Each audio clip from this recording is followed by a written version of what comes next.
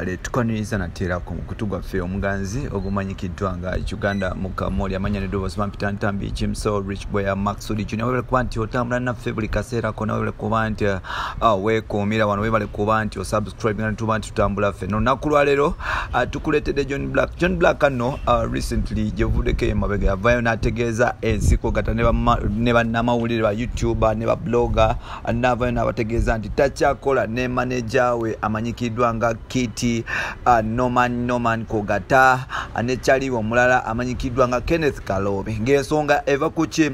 waliwo omuwala bamuyita Paka yavaayo n'agamba John Black Paka no radio presenter akola ku radio emu mu Kampala yavaayo n'agamba John Black nga bawe jukira nti John Black dating ono omuwala amanyikiddwa nga Paka so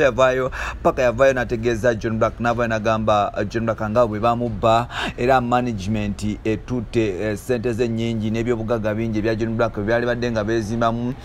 so n'olwekyo n'amuwa amagezi n'amugamba nti John Black toyina gy'osobola kugenda ng'olina oyo manager era nkusaba ekintu kimu oyo musajja abasajja bonna beesonyiwa era ava mu Black Magic Records. Now John Black mu crashing nga tamaze kuba nti yetegereza nsonga zino John Black yavaayo n'ayita press conference n'avaayo n'aba nti suspendinga bonna baali bakola naye ebiseera ebyo Kogata ne management ye ngamba Kenneth Kalobe Kogata Norman Kitty ne musajja wange amanyikiddwa nga DJ Faizo so n'olwekyo n'aba nti yabagoba ebiseera ebyo n'agamba nga basaze okuba nti atambuza ekintu bwomu naye nga recently oluvannyuma okuba nti yekubye mu mutima n'alaba nti bano abasajja abeetaaga n'olwekyo John Black yavuddeyo n'ayita meeting omwabaddemu Norman oba manager Norman Kitty Kogata ne manager omulala amanyikiddwa nga Kenneth Kalobe Kogata ne DJ Faizo ne baba nti batuula bateesa era nga bavudde mu meeting eno ng'omukulu John Black amaze okukkiriza nti tewali nsonga emugisa mu Black Records label era n'agamba nti tukyakola ffenna John Black recently ekino ekyabatabula kyali kintu si nsonga nene John Black ekyamutabula nti waliwo sente zava mu kampani emu yakola tuni emanyikiddwa nga CCA oba Content Connect Africa bafuna sente zino mu kufuna sente zino John Black ezasooka ne bamugulirako emmotoka yali yabwathe obukadde 5 eyo Harrier Kawondo gy'alina oba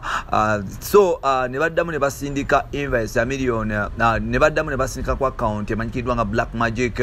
account eyo ne baddako ne basindika sente eziri wakati we million 2 plus neze ku 25 naye nga zaali nga 2 so n'olwekyo bano abakulu ba Norman bafuna sente zino nabo ne bazikozamu ya because omukulu yali amaze okufunako kye bayita lion share nga tutte ekinene nga bano balina okwegabanya so n'olwekyo John Black oluvannyuma okuba nti yafuna amagezi okuva Paka n'agamba nti sente zonna balina okuba nti bazeddiza yatabuka n'akubemeza n'okuba nti abagobera yaddamu yakubira abakampani n'abagamba nti temuddamu okuyisa sente zange ku kampani era temuddamu kuba nti mukolagana na Kitty Kogata ne Kenneth Kalobe so n'olwekyo John Black n'aba nti bwatyo abagobe but recently bavuddeyo ne baba nti basolving ensonga nno twakitegeddeko nti recently John Black si Paka yekamuwabya wabula n'omukyala amanyikiddwa nga Farida Ndawusi y'omu ku basajja y'omu ku bakyala John Black baganze ennaku zino oba abategeera John Black so n'olwekyo ne Farida Ndawusi yasooka n'atwala mukaawo